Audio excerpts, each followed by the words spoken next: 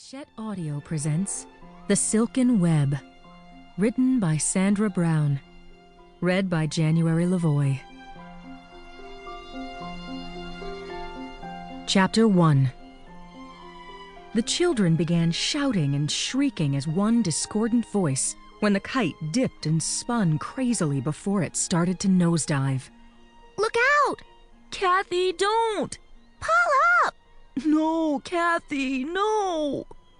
Kathleen, her eyes never leaving the erratic kite, clamped her teeth over her bottom lip and pulled the string taut. She took several running steps backward, raising the kite string high over her head and dodging the sneakered feet of a dozen excited children. Let out on it a little, sweetheart.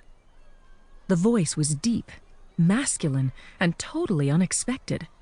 Kathleen didn't have time to fully register it before she barreled into the man who'd materialized behind her.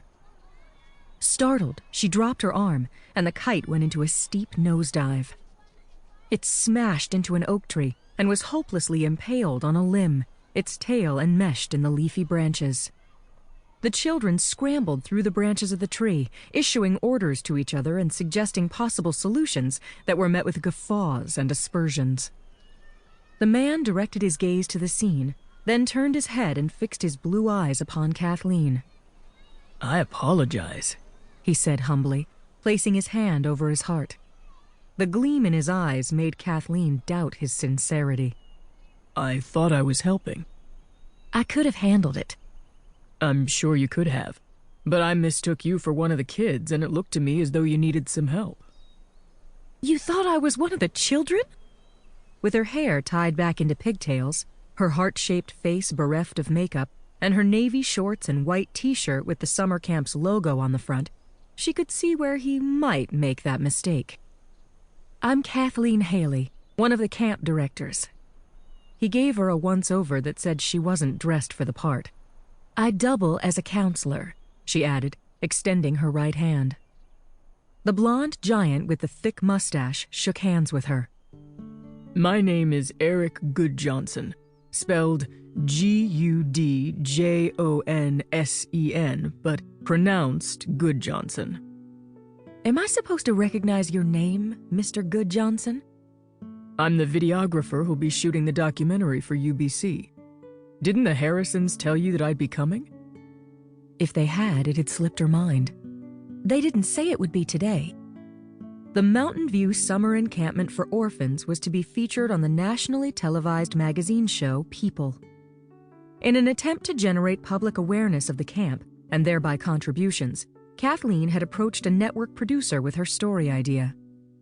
After several letters and lengthy telephone calls to New York, she had sold the producer on it. She'd been told that a photographer would be assigned to videotape the activities of the children sometime during one of the summer sessions. She hadn't given any thought to the videographer, nor what he would be like.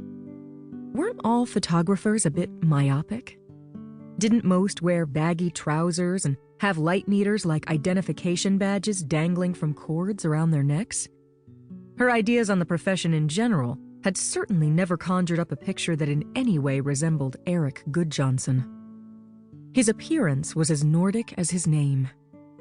He had inherited a body from his fiercest ancestors. Viking blood must surely course through that tall, muscular body that radiated strength and vitality. Even standing still in a deceptively casual pose, he seemed capable of great power. Eric Goodjohnson's hair shone like a golden helmet in the sun. It was thick, luxurious, falling around his aristocratic head in casual disarray. His darker mustache added to the sensuality of his wide mouth.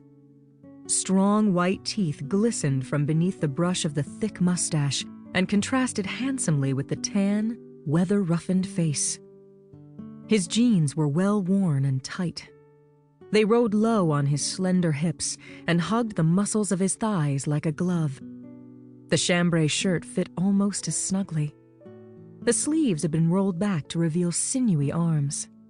The blue fabric was stretched tightly over a broad chest that was matted with tawny hair. It was difficult not to stare at the deep V that his unbuttoned shirt revealed. His hands were long, with taper